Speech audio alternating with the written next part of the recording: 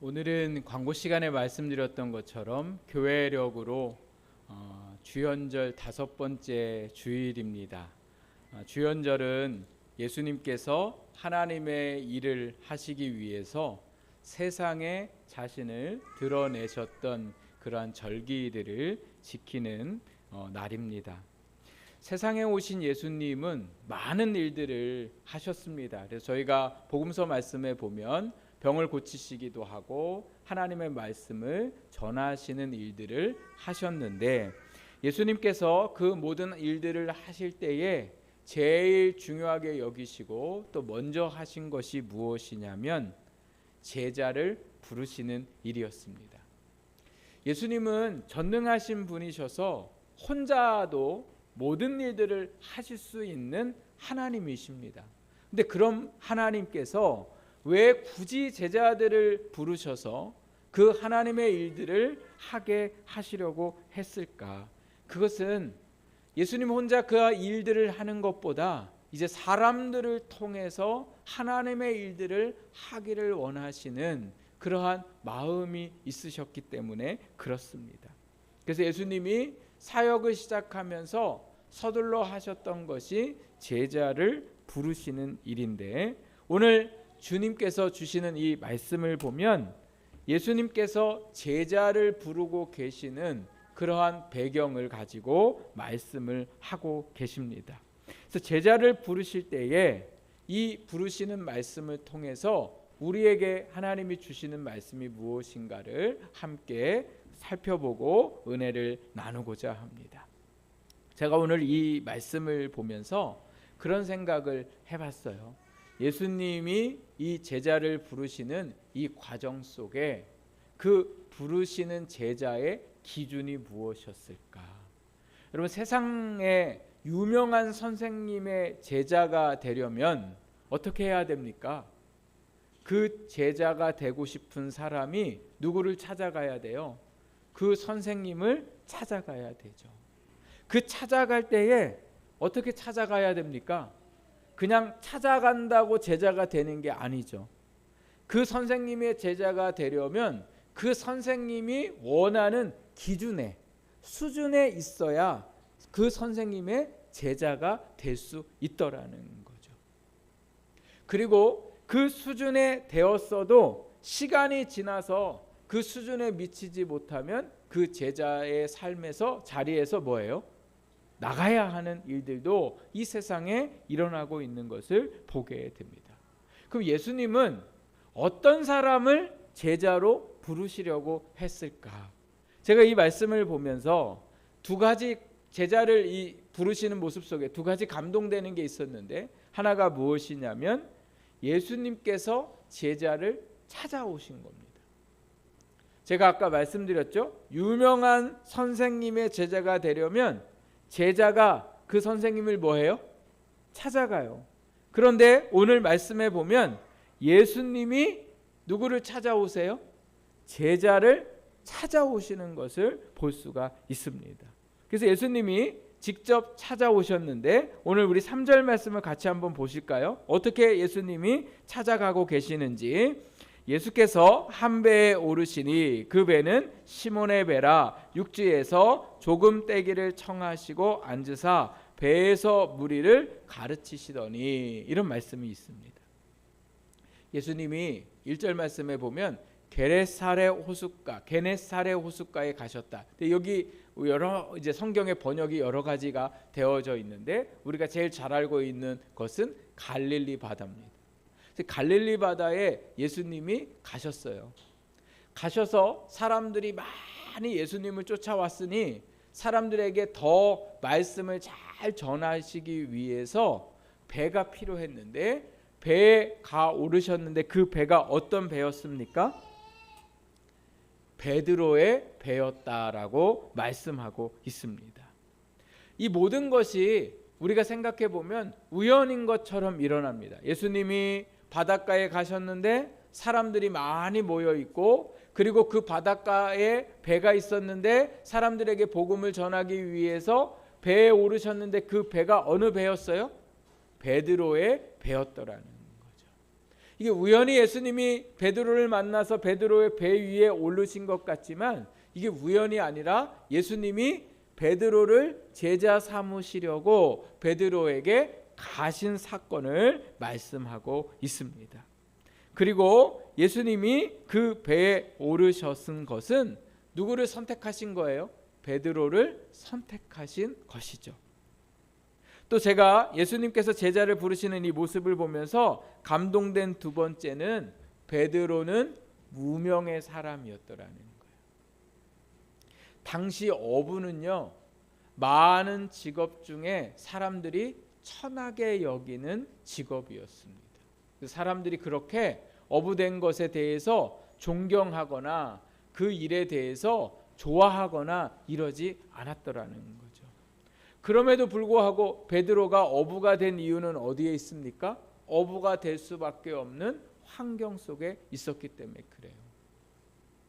사도행전에 보면 베드로가 예수님을 전하는 복음을 전할 때에 사람들이 뭐라고 이야기하냐면 저 배운 것 없는 사람이 어떻게 저렇게 유식하게 말을 할까 이렇게 얘기하거든요. 그러니까 사람들에게 베드로는 어떤 존재였어요? 무식한 어부에 불과했던 거죠. 그리고 이 베드로가 이날 배에 뭐 하고 있었냐면 배에서 내려와서 그물을 씻고 있고 예수님과 대화하는 거를 보니까 물고기를 많이 잡았대요? 못 잡았대요? 네, 못 잡았대요. 물고기를 밤새 수고해서 잡았는데도 불구하고 물고기를 잡지 못했더라는 거죠. 실패한 거예요. 그러니까 그 실패한 인생 속에 그리고 물고기를 잡지 못했으니 얼마나 허무했고 얼마나 낙심되었겠습니까? 그러니까 베드로의 상황이 너무나 좋지 않은 그러한 일들 속에 예수님이 이 연약하고 실패한 베드로의 배에 뭐 하셨어요? 올라가셨더라는 거죠. 이 말씀의 의미는 연약하고 부족하고 무식한 베드로의 인생에 예수님이 함께 하셔서 이제 뭐 하는 거예요? 예수님의 일들을 베드로를 통해서 하시겠음을 미리 보여주는 말씀입니다. 우리가 생각해 보면 공부도 많이 하고 또 사람들에게 유명하고 대단한 일들을 하는 사람들에게 예수님이 찾아가셔서 너 재능이 많으니까 내 제자가 되라 이렇게 얘기하면 얼마나 좋겠습니까? 그런데 공부도 못하고 평생 어부질만 하고 그리고 물고기도 또 잘 잡는 사람이 아니라 물고기도 잡지 못하고 이렇게 허탈해한 인생 속에 예수님이 그를 뭐 하셨어요? 선택하셨더라는 거죠. 그리고 베드로의 인생에 오르셔서 그 예수님이 베드로의 삶을 통해 일하고자 하시는 선택이 있었더라는 겁니다. 저는 오늘 이 베드로의 배에 오르신 예수님을 보면서 너무나 감사했습니다. 그 이유가 어디에 있냐면 우리의 인생이 베드로와 같기 때문에 그렇죠. 베드로와 같은 인생이 어떤 인생입니까? 유명하지 않는 인생들, 또 사람들에게 인정받지 못하는 인생들. 학교에서도 선생님 눈에 띄어서 선생님의 사랑을 많이 받고 친구들에게 인기 많은 사람이 있는가 하면은 선생님 눈에 띄지도 못하고 사람들에게 인기도 없고 또 직장에서도 사장님이나 또 많은 그 위에 분들에게 인정받는 사람이 있는가 하면 인정받지 못하고 살아가는 사람이 있고 또 저희 청년들을 바라보면 청년 중에 어떠한 시험이나 어떠한 취업의 이 좁은 문에 들어가는 사람이 있는가 하면 들어가지 못하고 좌절하고 낙심하고 마치 베드로가 밤새 수고했는데 물고기를 잡지 못하는 실패를 경험한 인생들이 훨씬 더 많더라는 거예요. 근데 세상은 이런 사람들에게 주목하지 않더라는 거예요. 저도 마찬가지고요. 그런데 예수님은 이렇게 실패한 인생 속에 별 볼 일 없는 인생 속에 그 인생 속에 찾아오시더라는 거예요. 그리고 그를 통하여 하나님의 일들을 할 수 있도록 하시니 이게 생각해 보면 얼마나 감사한 일이라는 거예요. 우리가 늘 이런 핑계를 대잖아요. 나이도 많고 할 줄 아는 것도 없고, 그래서 늘 베드로와 같은 인생이어서 뭔가를 하는 데에 있어서 두려워하고 걱정하고 염려할 때가 얼마나 많습니까? 그런데 오늘 이 연약한 우리의 인생 가운데에 놀랍게도 누가 찾아오셨어요? 주님이 찾아오셔서 우리를 뭐 하셨어요? 구원받게 하셨죠. 그래서 우리 모두가 어떤 사람이 됐어요? 하나님의 자녀가 되어서, 자녀가 된 것뿐만 아니라 하나님의 자녀된 뭐를 누리게 됐냐면 권세를 누리게 되었더라는 거예요. 그러니까 여러분, 저희가 매일 우리가 매주마다 부르는 이 충만 찬양에 보면 무명이어도 오늘 우리가 낙심하지 않는 이유는 이 무명된 우리의 인생 속에 누가 찾아오셨어요? 주님이 찾아오셨기 때문에. 그래서 오늘 우리가 놀라운 선택을 받았더라는 거죠. 그냥 구원받은 것으로 끝나는 게 아니라 하나님의 자녀된 권세를 누리고 이 땅에 주와 함께 살아갈 수 있는, 주의 능력으로 살아갈 수 있는 존재가 되었더라는 거예요. 이게 얼마나 큰 은혜입니까? 나에게 뭔가를 할 수 있는 능력을 주시고 지혜도 주시고 힘도 주셨으니 얼마나 감사한 일이라는 거죠. 이게 예수님이 베드로에게 찾아가신 놀라운 사건이에요. 그래서 나중에 베드로를 통해서 정말 엄청난 일들을 하게 하시는 역사가 일어나게 되는 거죠. 베드로는 예수님을 만나는 이날에도 자기가 그런 사람이 될 거라는 건 꿈도 꾸지 못했어요. 내 평생에 그냥 업으로 살아가는 거, 물고기 잡아서 그냥 먹고 사는 정도로 그냥 살다가, 아니면 물고기 잡지 못하는 날은 앞날을 걱정하다가 그저 그냥 눈 감고 끝나는 인생이 될 줄 알았는데, 하나님께서 베드로의 인생 가운데 찾아오셔서 베드로를 통하여 놀라운 일들을 하시게 되었습니다. 지난주에 저희 큰아이가 졸업을 해서 제가 졸업식에 참석을 했습니다. 그래서 졸업식장에서 함께 이제 교장 선생님 얘기도 듣고 뭐 여러 행사를 한 다음에 마지막 시간에 각자 반으로 돌아가서 담임 선생님과 만나는 시간을 가지라고 이렇게 얘기를 해요. 근데 저희 큰아이가 전화를 했어요. 자기네 반으로 오라고. 그래서 이제 반으로 가봤어요. 처음 가본 것 같아요. 선생님도 처음 뵀어요. 근데 선생님이 참 제 마음에 감동되는 얘기를 하셨어요. 마지막으로 우리 제자들에게 이런 얘기를 하셨어요. 내가 교사가 된 지 20년이 넘었습니다.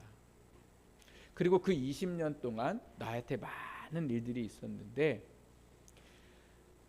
어느 날 학생이 이 선생님을 너무 속썩이고 그 선생님을 너무 하여튼 힘들게 하는 학생이 있어가지고 교무실에 불러가지고 그 학생을 막 야단치고 또 달래고 막 이랬더니 옆에 있는 선생님이 그런 얘기를 하시더래요. 선생님, 쓰레기는 줍지 마세요.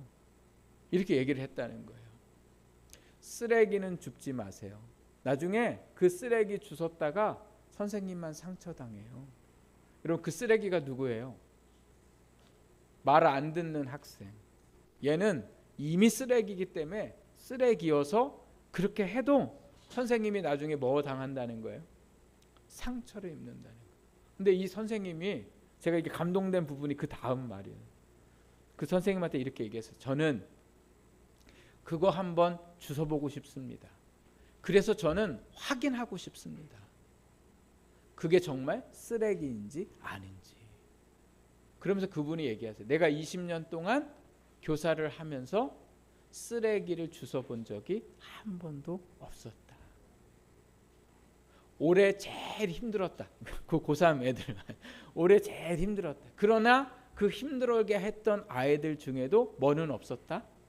내 쓰레기는 없었다. 교회를 다니시는지 안 다니시는지 잘 모르겠어요. 근데 아이들을 얼마나 사랑하시고 또 그 교육 철학이 얼마나 대단한지 제가 이렇게 보면서 감동이 됐어요. 여러분, 오늘 우리는 사람들에게 쓰레기 취급받고 별 볼 일 없는 존재로 여기고, 심지어 내가 나를 생각할 때도 별 볼 일 없는 연약하고 부족하고 아무것도 할 수 없는 존재라고 생각하지만 예수님은 우리를 어떻게 생각하세요? 천하보다 귀하게 여기십니다. 그 증거가 뭡니까? 죄인된 우리를 십자가에서 대신 죽으시고요. 그래서 우리를 살리셨더라는 거예요. 그래서 여러분, 저와 우리는 모두 다 귀한 존재인 줄 믿습니다. 나이가 많든 적든, 내가 건강하든 병들었든, 내가 가난하든 부유하든 상관없이 오늘도 우리를 구원하시고 우리 가운데에 여전히 역사하고 계시는 분이 바로 예수님이 오늘 우리를 뭐하여? 선택하고 제자로 부르셨습니다. 두 번째로 오늘 이 말씀을 보면서 예수님이 원하시는 제자의 조건이 무엇인가를 발견할 수 있었어요. 유명한 선생님의 제자가 되려면 그 선생님에 맞는 기준이 있어야 되는데 그 기준이 뭡니까? 지혜이기도 하고 능력이기도 하고 또 어떠한 자격의 조건들이 필요해요. 근데 예수님도 마찬가지예요. 예수님의 제자가 되고 싶어도 아무나 될 수 없더라는 거죠. 우리 복음서 말씀에 보면 예수님이 지나가시는데 어떤 사람들이 저 예수님 따라가고 싶어요. 저 예수님하고 같이 가고 싶어요 라고 얘기했을 때에 예수님이 뭐라고 얘기하세요? 나는 머리 둘 곳도 없다 이렇게 얘기하시는 분이시죠. 그래서 제자들이 그 이야기를 듣고 따라오려고 하다가도 뭐예요? 겁내하고 또 예수님이 따라오려고 하는 것에 있어서 예수님이 거부하시는 사람들도 있었더라는 거죠. 또 예수님의 제자가 되었다가도 예수님의 제자로 남지 못하는 사람도 있었죠. 그게 누구예요? 가룟 유다. 그럼 예수님의 제자의 조건은 뭘까? 예수님의 제자의 조건은 바로 믿음과 순종이었습니다. 우리 4절 5절 말씀을 함께 보겠습니다. 우리 같이 읽겠습니다. 시작. 말씀을 마치시고 시몬에게 이르시되 깊은 데로 가서 그물을 내려 고기를 잡으라. 시몬이 대답하여 이르되 선생님 우리들이 밤이 새도록 수고하였으되 잡은 것이 없지만은 말씀에 의지하여 내가 그물을 내리리이다 하고. 아멘. 자, 우리 10절 11절 말씀도 같이 읽겠습니다. 시작. 세베대의 아들로서 시몬의 동업자인 야고보와 요한도 놀랐음이라. 예수께서 시몬에게 이르시되 무서워하지 말라. 이제 후로는 내가 사람을 취하리라 하시니 그들이 배들을 육지에 대고 모든 것을 버려두고 예수를 따르니라. 아멘. 여러분, 제가 지금 우리 함께 읽었던 4절 5절 말씀 10절과 11절 말씀에 보면 베드로는 아무 생각이 없는 것 같아요. 어떻게 이럴 수 있을까? 바보 아닐까 하는 생각이 들 만큼 예수님이 하시는 말씀에 그 말씀에 토달지 않아요. 그리고 주님이 하라고 하시는 대로 그 일들을 행하고 순종하고 있는 것을 보게 되죠. 자, 먼저 예수님이 배에 오르셨을 때에 베드로는 예수님을 뭐라고 고백을 하고 있습니까? 선생님 이렇게 얘기해요. 하나님의 말씀을 전하는 선생님으로 베드로가 예수님을 받아들였어요. 아, 정말 바리새인들이 전하는 것보다 예수님이 하나님의 말씀을 전하는 게 뭔가 다르구나. 아, 그 말씀에 참 은혜가 된다. 근데 예수님이 배에 오르시고 나서 말씀을 전하신 다음에 베드로에게 무리한 요구를 하고 계세요. 깊은 곳에 가서 뭐 하라고요? 그물을 내려 고기를 잡으라 이렇게 말씀해요. 근데 베드로가 예수님 오기 전에 뭐 하고 있었다고 오늘 말씀하고 있습니까? 그물을 뭐 하고 있어요? 씻고 있어요. 씻고. 요새 저희 아내가 직장을 다녔는데 제가 집에 혼자 이렇게 아이들하고 이제 있잖아요. 근데 아이들이 컵을 물 한 번 먹고 자꾸 씻을 게 그렇게 자꾸 내놔요. 그냥 좀 몇 시간 지났다 또 먹고 또 먹으면 똑같은 컵으로 먹으면 얼마나 좋아요. 근데 물을 먹고 한 번 먹은 컵을 또 싱크대에다 내놓고 싱크대에다 내놔요. 그러면 누가 씻어야 돼요? 제가 씻어야 되잖아요. 제가 또 씻어놓으면 또 와갖고 어느새 물 먹고 또 싱크대에다 갖다가 넣어놓고. 야, 좋을까요? 안 좋을까요? 아, 귀찮아요. 그물을 씻는다는 건 그날 할 일을 다 뭐 했다는 거예요. 다 했다는 거예요. 더군다나 물고기 많이 잡고 그물 씻으면 신나지만 물고기도 못 잡고 그물 씻는데 얼마나 마음이 안 좋겠습니까? 이제 들어갈 건데. 근데 이제 들어가려고 하는데 배 띄우라고 그래서 배까지 띄워줬는데 깊은 곳에 가서 그물을 던지래요. 이미 밤이 새도록 여기저기 다 그물 던져박았는데 물고기 못 잡았는데도 불구하고 그물을 던지라고 하니까 베드로가 뭐라고 얘기합니까? 내가 밤이 새도록 수고해서 고기 잡지 못했지만은 선생님의 말씀을 뭐하여? 의지하는 거 뭐예요? 믿고 될지 안 될지 모르겠지만 내가 이렇게 수고했지만 그래도 하라고 하시니까 제가 믿고 뭐예요? 던져보겠습니다. 이런 거죠. 그리고 순종했더니 어떤 일들이 일어납니까? 물고기가 그물이 찢어질 정도로 많이 잡는 역사가 일어나게 되죠. 그리고 저희가 읽었던 10절 11절 말씀, 이제 물고기를 너무 많이 잡았어요. 평생 어부하면서 이렇게 많이 잡아본 적이 없어요. 그동안 잡았던 이 모든 물고기보다 더 많은 물고기를 잡았는데 지금 뭐 하고 있습니까? 배를 육지에 대고 그 물고기 팔아서 그동안 쓰지 못했던 것들 써보고 가고 싶은데 간 게 아니라 그 모든 걸 버려두고 어떻게 했어요? 나를 따르라고 얘기하시는 예수님을 쫓아서 베드로가 그 말씀에 순종하게 되었더라는 거예요. 왜 베드로였을까? 왜 무명이고 실패한 인생임에도 불구하고 왜 베드로였을까? 베드로는 뭐 했기 때문에요? 주님의 말씀을 믿고 그 말씀에 뭐 했기 때문에요? 순종했기 때문에. 우리 같으면 이미 베드로가요, 예수님이 어떤 사람인지 이미 경험했어요. 누가복음 4장 말씀에 보면 이미 베드로가 예수님 만난 적이 있어요. 예수님은 복음을 전하러 세상에 나오시기 전에 어느 동네 사람인지도 다 알고 있고 예수님의 직업이 뭐였는지도 알고 있어요. 예수님은 나사렛이라는 아주 가난한 동네에 직업이 뭐였어요? 목수였어요. 물고기 잡아본 적 한 번도 없는 사람이에요. 근데 이 사람이 평생 어부로 지낸 베드로에게 깊은 곳에 가서 그물을 내리라고 하면 여러분 같으면 뭐라고 얘기하겠어요?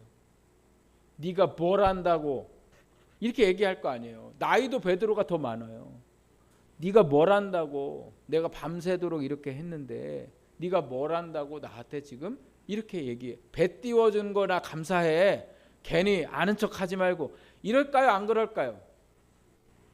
여러분은 안 그러실 것 같지만 전 그럴 것 같아요.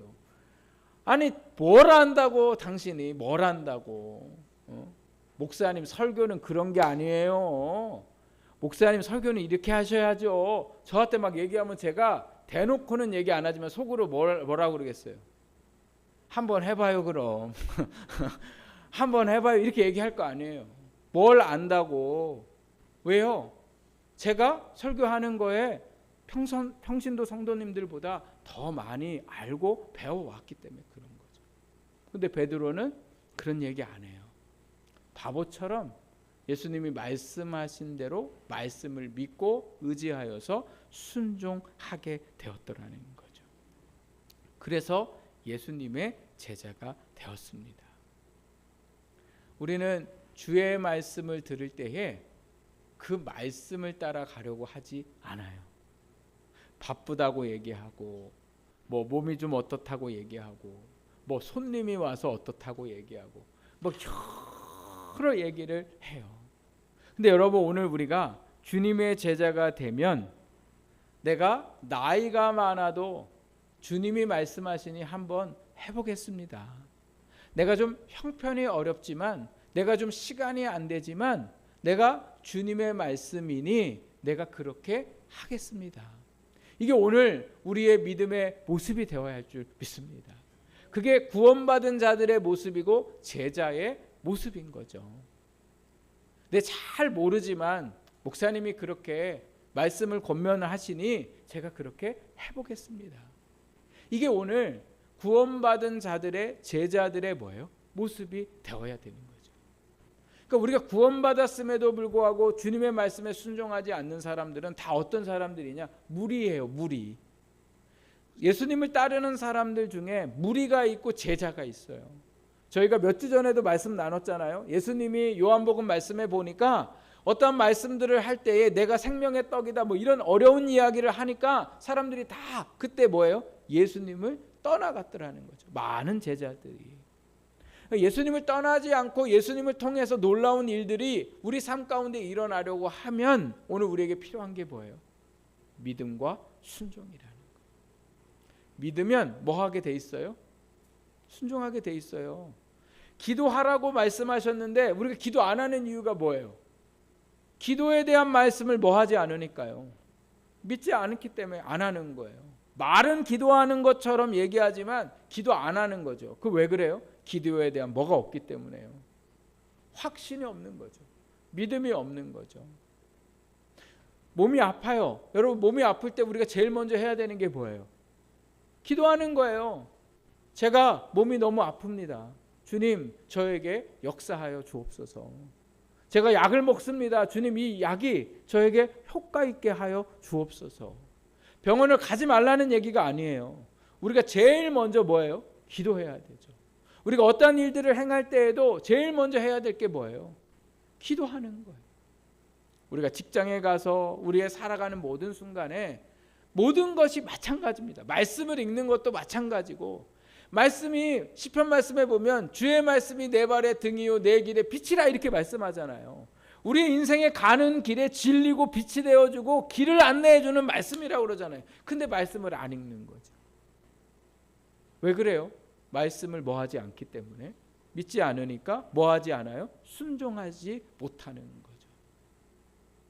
오늘 저와 여러분의 삶이 주님의 제자 되어서 주의 말씀을 믿고 그 말씀에 순종하는 우리의 삶이 되기를 주님의 이름으로 축복합니다. 여러분 성경 속의 많은 인물들을 보면 왜 예수님이 이 사람이었을까 생각할 때 두드러지게 나타나는 게 바로 뭐냐면 믿음과 순종이에요. 아브라함 보세요. 아브라함이 75세에 하나님이 찾아가시는데 아브라함의 아버지 뭐 하는 사람이냐면 우상 만드는 사람이에요. 아브라함이 무슨 하나님을 엄청 잘 믿었던 사람도 아니에요. 아버지 도와서 우상 만들었던 아브라함에게 하나님이 어느 날 찾아가셨는데 하나님이 너의 본토 친척 아비 집을 떠나라 하니까 아브라함이요 두말하지 않고 뭐예요? 떠나요. 99세에 내년에 너 아들 있을 거야 라고 얘기했을 때 아브라함이 웃어요. 제가 무슨 이제 아이를 낳습니까? 99세인데 남자로서의 끝났습니다. 여자로서 끝났습니다. 이렇게 얘기할 때 하나님이 나는 전능한 하나님이라 이렇게 말씀하거든요. 그때 중요한 게 뭐냐면 아브라함이 자기의 생각을 바꿔요. 나는 안 된다고 생각하는데 하나님이 된다고 하니까 아브라함이 그것을 믿으니 하나님을 그것을 기쁘게 여기셨더라는 거예요. 그리고 이삭 낳아요. 얼마나 이삭이 너무나 귀하고 너무나 예쁜지. 근데 하나님이 어느 날 아브라함에게 찾아오셔서 뭐라고 얘기하세요? 이삭을 번제로 드려라 이렇게 얘기하죠. 아브라함이 하나님한테 아무 말 안 해요. 뭐해요?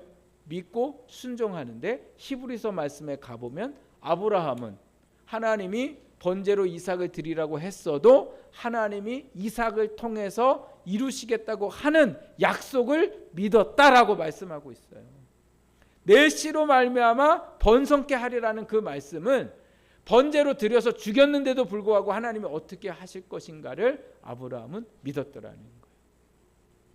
우리는 하나님 어떻게 해주세요라고 기도해요. 그러나 그런 기도가 아니라 하나님 어떻게 하실지는 모르겠지만 하나님이 이 일을 통하여 역사하실 줄 믿습니다. 이게 오늘 우리의 믿음이에요. 내가 지식이 부족하지만 하나님 역사하실 줄 믿습니다. 하나님 내가 돈도 없고 나를 도와줄 사람 없지만 하나님 나에게 역사하실 줄 믿습니다. 그리고 내가 이제는 그 믿음 따로 살아갑니다 하고 순종하며 나아가는 것이 오늘 우리가 해야 할 제자의 삶의 모습이라는 거예요. 오늘 여러분을 말씀 앞에서 가로막게 하는 것들을 걷어내십시오. 그리고 이제는 그 말씀에 순종하셔야 돼요. 그 말씀을 믿으셔야 돼요. 그리고 그 말씀 안으로 나오셔서 믿음으로 살아갈 수 있는 저와 여러분이 될 수 있기를 주님의 이름으로 부탁드립니다. 마지막으로 예수님이 제자를 부르실 때에 그 제자를 부르신 이유가 오늘 말씀 속에 나와 있더라는 거예요. 왜 베드로를 부르셨을까? 그 이유가 어디에 있습니까? 우리가 읽었던 11절 말씀에 보면 이후로 내가 10절 말씀에 보면 이후로 내가 사람을 취하겠다 이렇게 말씀하세요. 이 사람을 취한다는 건 위험한 상황에서 구원하겠다 이렇게 말씀하세요. 베드로가 위험에 빠진 사람들을 구원하는 일로 쓰임을 받을 거라는 거죠. 위험에 빠진 사람들이 누굽니까?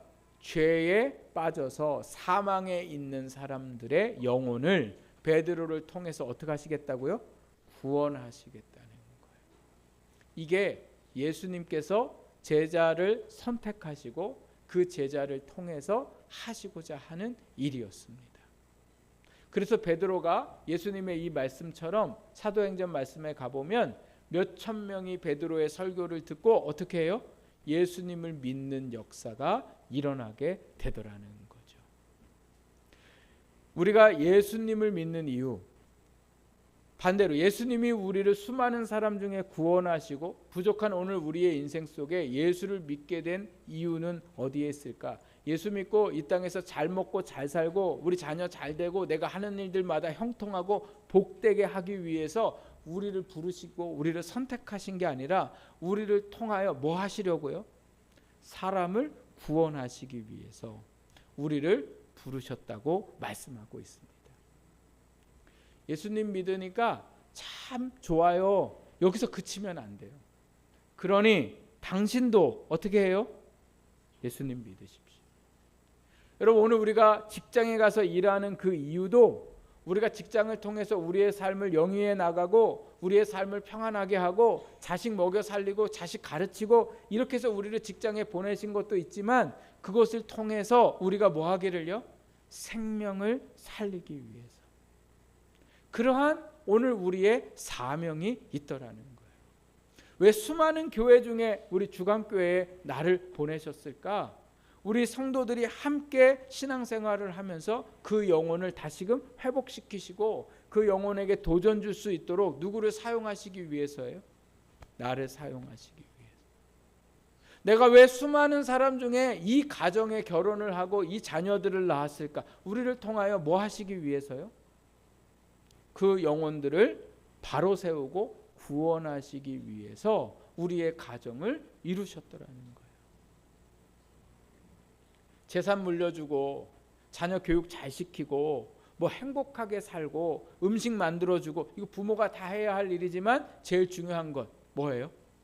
자녀들의 영혼을 살려야 되는 거죠. 자녀들에게 뭐라고 할 수 있는 사람은 누구밖에 없어요? 부모님밖에 없어요. 네. 목사인 저에게 뭐라고 할 수 있는 사람은 누구밖에 없을까요? 물론 장로님들도 뭐라고 그러시는 교회도 많아요. 그런 교회도 많지만 목사 부모인 분들밖에 없죠. 싫어하든 좋아하든 그 자녀한테 감히 말할 수 있는, 기꺼이 말할 수 있는 사람은 누구밖에 없어요? 부모님밖에 없어요.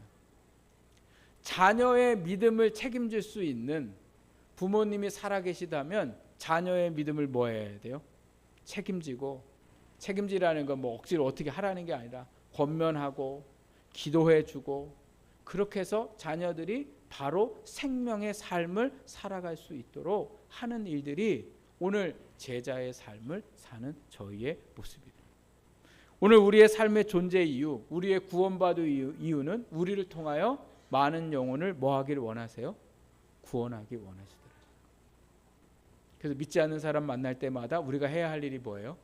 복음 전하는 거예요. 교회로 데려오는 건 두 번째 하는 거예요.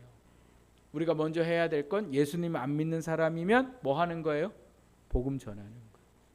베드로가 능력 있어서가 아니라 베드로가 복음을 전하니까 성령이 그 안에 역사하시는 거예요. 성령님이 역사하시는 사람이 있어요. 그게 누군지 모르니까 우리는 계속 뭐 해야 돼요? 만나는 사람마다 복음을 전해야 되는 거죠. 이제 저희가 올해 이제 5월 마지막 주가 저희 교회 창립주일입니다. 그래서 저희 창립주일 때에 이제 3월부터 시작해서 전도 대상자도 정하고 기도하면서 그날 우리가 이제 초청을 하려고 합니다. 그래서 여러분, 제가 이렇게 말씀드리는 건 지금부터 내가 누구를 전도해야 될까? 누구를 위해 기도해야 될까? 그 사람이 올 사람인지 안 올 사람인지 여러분은 판단하지 마시고 우리가 그 이름 적고 기도하면서 함께 전도하면서 우리가 그 영혼을 구원하는 데에 힘쓸 수 있는 오늘 우리 모두가 될 수 있기를 바랍니다. 그래서 구원받게 하신 이후에 우리의 합당한 삶을 살아갈 수 있는 우리 모두 될 수 있기를 주님의 이름으로 부탁을 드립니다. 자, 우리 오늘